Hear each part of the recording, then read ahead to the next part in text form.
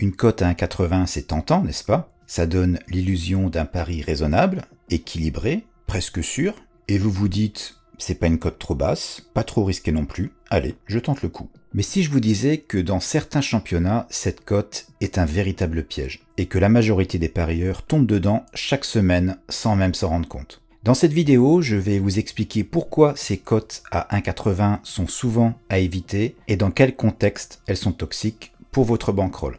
Et puis surtout, comment les contourner intelligemment. Dans certains pays, jouer à l'extérieur, même sur un favori, peut se révéler être un cauchemar. Pourquoi? Parce que les distances de déplacement sont énormes, le climat ou l'altitude peuvent changer totalement le rythme du match, les terrains sont parfois en mauvais état, et surtout l'ambiance dans certains stades peut être hostile et imprévisible.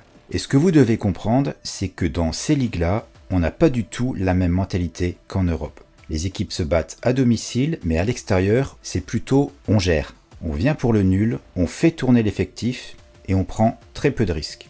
Les deux championnats les plus frappants dans cette catégorie-là, ce sont la Serie A brésilienne et la Liga professionnelle argentine. Dans ces ligues, souvent, il y a moins de 30% de matchs qui sont gagnés à l'extérieur et parfois, ce taux descend même en dessous des 25%. Et pourtant, vous voyez encore des équipes cotées à 1,80 en déplacement comme Flamengo, Palmeiras, River Plate, Boca Juniors. Ce sont des noms qui font rêver et c'est pour ça qu'on se dit sur ces équipes, ce sont des cotes jouables. Mais la réalité du terrain est radicalement différente. Prenons la saison 2024 en Serie A brésilienne. On peut se rendre compte que à domicile, le top 10 gagne en moyenne plus de 50% de ses matchs. Mais si on regarde un peu plus bas dans le classement, on se rend compte que des équipes mal classées peuvent également perdre très peu. Prenons le cas de Fluminense. Sur 19 matchs à domicile, n'en a perdu que 4, alors que c'est une équipe en fin de saison classée 14e. Et nous avons également Criciúma, qui est 18e, qui n'a perdu que 6 matchs sur 19 à domicile. Concernant les matchs à l'extérieur maintenant, à part le top 3 qui est à environ 50% de matchs gagnés, le reste des équipes jusqu'au top 10 en a gagné moins de 30%. On peut le voir notamment avec Fortaleza, Sao Paulo ou encore Vitória qui n'ont gagné que 5 matchs à l'extérieur sur les 19 joués. En première ligue argentine maintenant, en ce qui concerne les matchs joués à domicile, le top 10 gagne plus de 50% de ses matchs, le top 10 perd très peu. On peut voir que certaines de ces équipes n'ont perdu que 1 match sur 14, mais si on va voir un peu plus bas dans le classement, on se rend compte qu'une équipe classée 17e qui s'appelle Defensa y Justicia n'a perdu que 1 match sur 13 également. Et encore un peu plus bas, une équipe comme Banfield classée 25e, donc vraiment très bas dans le classement, n'a perdu que 4 matchs sur 13 à domicile. À l'extérieur maintenant, à part le top 2 qui a gagné à peu près 40% de ses matchs, ensuite, dès la 3e place, on passe tout de suite sous les 30% de victoires à l'extérieur. Et puis, ce qui est intéressant sur cette ligue, c'est au niveau des matchs nuls, sur la saison complète, on se rend compte, on peut voir que certaines équipes frôlent avec les 50% de matchs nuls sur une saison. Alors le piège maintenant, c'est que le championnat brésilien continue pendant tout l'été, alors que les ligues européennes sont à l'arrêt.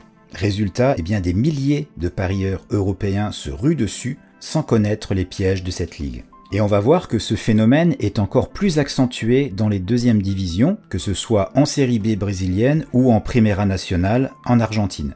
Les équipes voyagent mal, elles jouent sur des terrains très moyens, du coup les favoris sont très vulnérables en déplacement. Si on regarde à présent en Série B brésilienne pour la saison 2024, le top 10 perd très peu, entre 5 et 15% de ses matchs joués à domicile, ici avec Mirassol qui n'a perdu que 1 match sur les 19 joués, ou encore Vila Nova, une équipe qui finira à la 9e place lors de cette saison 2024, qui n'a perdu que 2 matchs à domicile sur 19. Si on regarde maintenant les résultats joués à l'extérieur, le top 3 s'en sort à peu près correctement, même s'ils perdent tout de même environ 40% de leurs matchs joués à l'extérieur. Mais entre le top 4 et le top 12, ce sont plus de 50% des matchs perdus lorsque ces équipes jouaient à l'extérieur. Ensuite, c'est la dégringolade avec plus de 65% de matchs perdus.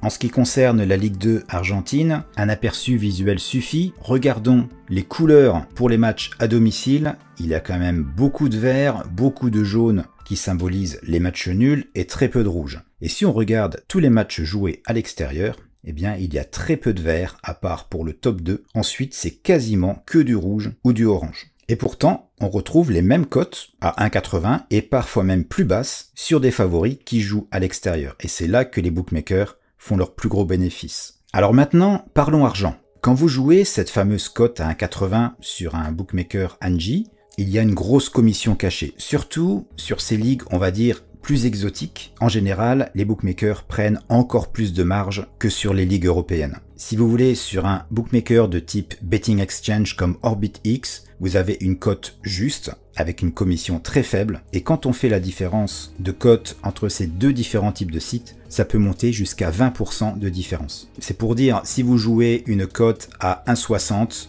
sur OrbitX, ça voudra simplement dire qu'elle sera injouable sur un bookmaker classique, car beaucoup trop basse. Donc si vous ne voulez pas vous faire avoir et découvrir ce que peut vous proposer le Betting Exchange, je vous mets en fiche en haut à droite un lien pour accéder à ma formation spéciale OrbitX, elle est complètement gratuite, ça vous permettra de vous familiariser un peu avec ce système. Alors maintenant, que faire au lieu de tomber dans le piège des cotes 1,80? Alors il y a plusieurs possibilités pour parier sur ce type de ligue. Les under 2.5 et 3,5 buts sont des paris intéressants, même si les cotes risquent d'être un peu basses, car nous avons sur ces ligues des matchs souvent tactiques, fermés, avec peu d'actions franches. Parier contre les favoris à l'extérieur peut être une bonne option, mais de mon côté, je pencherai plus sur des paris de type Asian Handicap, soit un pari double chance, soit pour les connaisseurs, un Asian Handicap plus 0,25 sur l'équipe locale.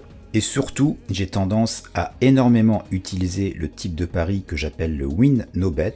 Donc vous gagnez en cas de match nul et vous êtes remboursé si l'équipe que vous avez choisie gagne. Compte tenu du nombre élevé de matchs nuls sur ces ligues, je pense que c'est le pari le plus indiqué à utiliser. Si vous voulez apprendre à maîtriser vraiment le pari win no bet et à utiliser l'Asian Handicap pour sécuriser vos mises, j'ai préparé pour vous une formation gratuite en 4 vidéos. Pour la découvrir, c'est simple, il vous suffit de cliquer sur l'image qui s'affiche juste en bas à gauche. Et puis si cette vidéo vous a évité de tomber dans ce piège, pensez à liker, à vous abonner et surtout dites-moi en commentaire si vous souhaitez que je fasse d'autres vidéos de ce type, donnez-moi des thèmes et je m'efforcerai de réaliser des vidéos sur les plus pertinents. Merci d'avoir suivi cette vidéo, à très bientôt, ciao ciao.